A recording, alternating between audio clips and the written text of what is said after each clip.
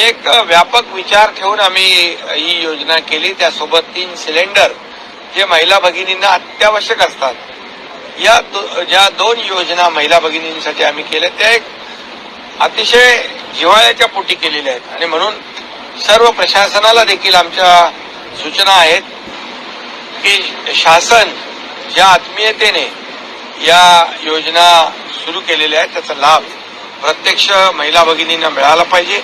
त्यांची गैरसोय होऊ नये, त्यांची अडचण होऊ नये, त्यांना कुठेही कुचंबना होऊ नये आणि त्यांच्याकडून कुणीही पैशाची मागणी करता कामा नये अशा प्रकारचे सक्त आदेश दिलेत.